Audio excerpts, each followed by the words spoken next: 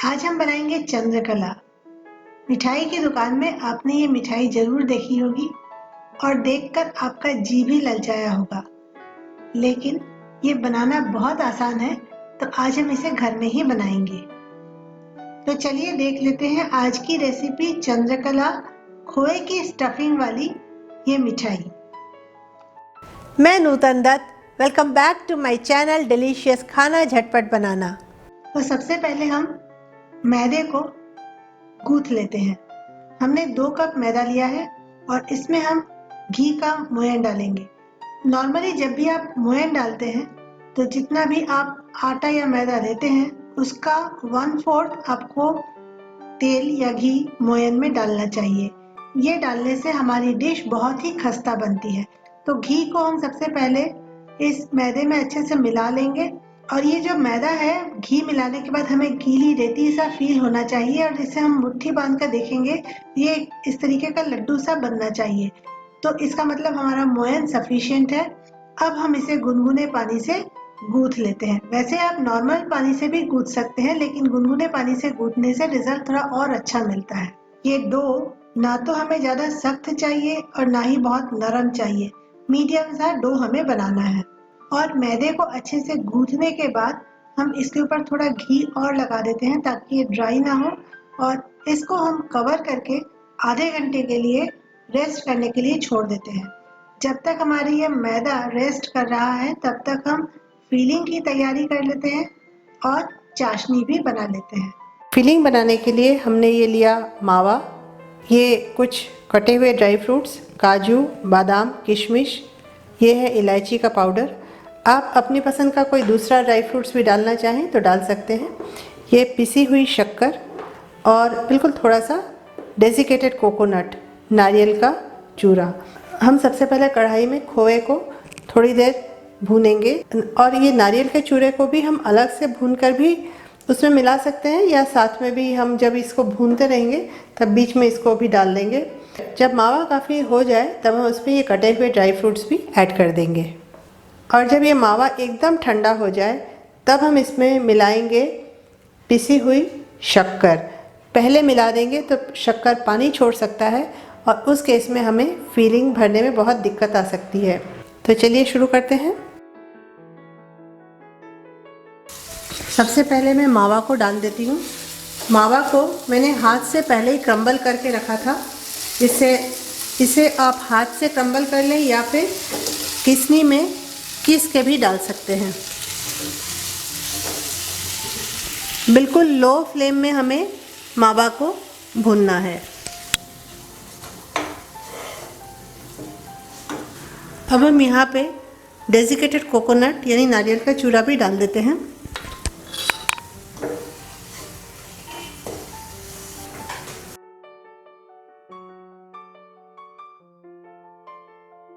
Dry fruits भी डाल देते हैं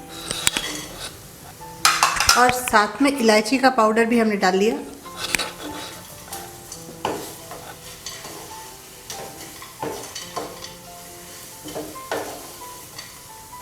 मावा हमारा हो चुका है।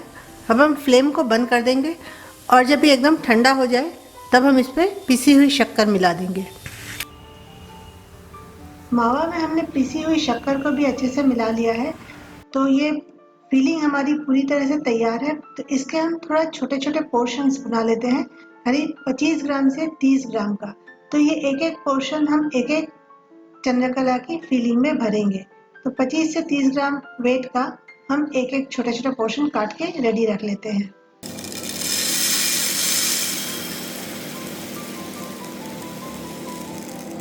अब चाशनी बनाने की तैयारी। 1 कप हमने शुगर लिया है जो करीब करीब 400 ग्राम है, और आधा कप पानी लिया है वो 115 ग्राम है।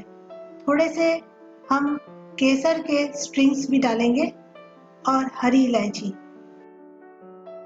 और अब इन सब चीज़ों को हम उबलने के लिए रख देंगे।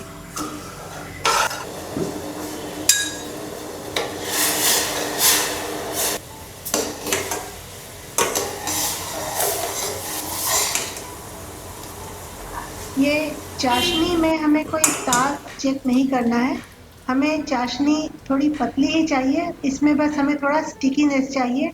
तो ये जब उंगलियों के बीच में हम देखेंगे तो ये ब्रोकन सी स्ट्रिंग बन रही है, ये हमारे लिए सफिशिएंट है। हमारी चाशनी इस तरह से तैयार हो गई है और यह आटा को भी अब गूंथे हुए आधे घंटे का समय हो गया है। तो इसे हम एक थाली में निकालकर थोड़ा सा और एक दो बार गूंथ लेते हैं और इसके बाद इससे हम पेड़े काटेंगे। पेड़े करीब हमें 110-120 ग्राम्स के वेट के काटने हैं, बिल्कुल इस साइज के।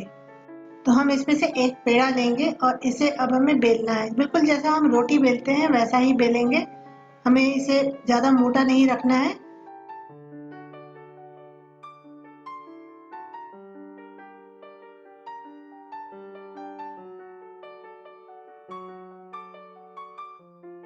पतला ही रखना है। देखिए थिकनेस में दिखा रही हूँ आपको, तो ऐसा ही हमें पतला सा बेल लेना है और यूनिफॉर्म बेलना है, कहीं पतला कहीं मोटा इस तरीके का ना हो। तो यूनिफॉर्म सा हमें इसका एक रोटी सा बेल लेना है और इस बड़ी रोटी से हम 3 छोटी-छोटी पूड़ी जैसी काटेंगे।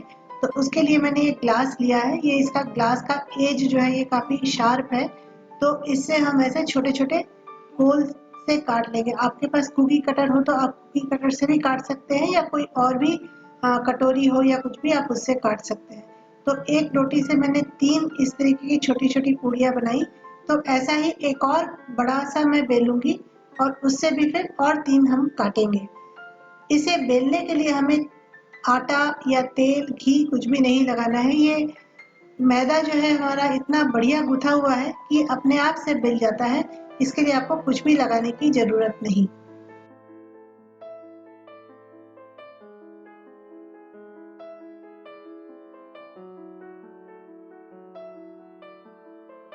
तो ये हमने दूसरा भी बेल लिया और इससे भी हम वैसे ही 3 छोटी-छोटी पूड़ियाँ जैसा काट लेंगे और इसके बाद अब हम चंद्रकला बनाएंगे। एक्स्ट्रा जो भी है इसे हम निकाल कर रख देंगे, इसे हम बाद में फिर जो और इसके बाद जब हम दोबारा बनाएंगे तो ये कटिंग को हम उसमें यूज़ कर लेंगे। तो ये एक छोटी सी पूड़ी मैंने ली और इसके बीच में मैंने फीलिंग जो हमने बना के रखी थी खोया की उसे डाला और किनारे में हम थोड़ा सा पानी लगा लेते हैं और इसके ऊपर एक दूसरी पूड़ी हम रख देते हैं और इसके बाद इसको हम अच्छे से प्रेस करके किनारे को सील कर लेंगे ताकि ये गरम घी में बिल्कुल भी ना खुले और इसके ऊपर बिल्कुल हल्के हाथों से हम थोड़ा पानी और लगाएंगे और उसके बाद इसे हम इस तरीके से फोल्ड करते हुए इसे एक डिजाइन दे देंगे। तो देखिए हमारी कितनी सुंदर चंद्रकला बन गई है। बस इसी तरीके से हमें बनाना है।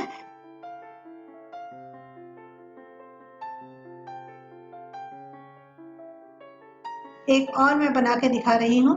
तो एक मैंने छोटी सी पूड़ी ली, उसके किनारे में थोड़ा पानी लगाया, बीच में फिलिंग रखी और फिर ऊपर थोड़ा पानी लगा के इसके बाद इसे मैं दोबारा से शेप दे रही हूँ। तो मैंने 3 चंद्रकला बनाए हैं, तो इन्हें अब मैं आपको फ्राई करके बता रही हूँ। घी गर्म हुआ कि नहीं इसको चेक करने के लिए हम थोड़ा सा एक मैदे का टुकड़ा डाल के देखेंगे। ये मैदे का टुकड़ा नीचे बैठना नहीं चाहिए और बहुत जल्दी भी ऊपर नहीं आना चाहिए, धीरे धीरे ऊपर आना चाहिए।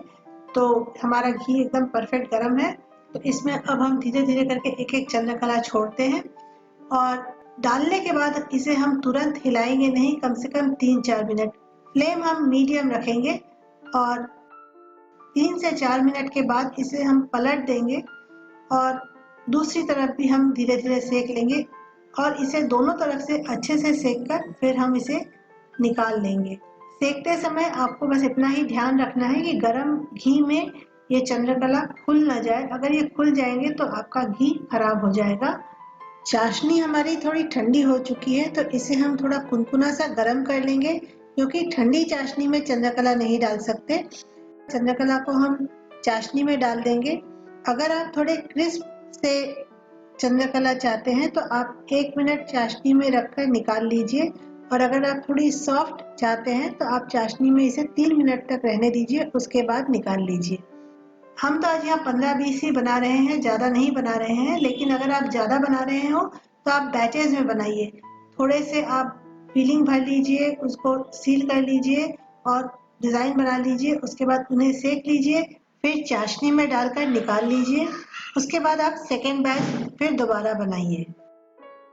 तो इस राखी के त्योहार पर अपने भाइयों को ये बहुत ही अच्छी लाजवाब मिठाई चंद्रकला बनाकर खिलाइए।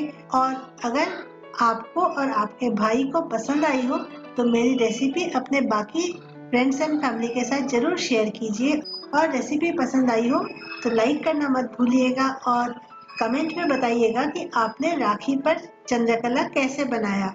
और अगर आप मेरे चैनल पर नए हैं तो प्लीज सब्सक्राइब करना मत भूलिएगा और सब्सक्राइब करके बेल बटन जरूर दबा दीजिएगा।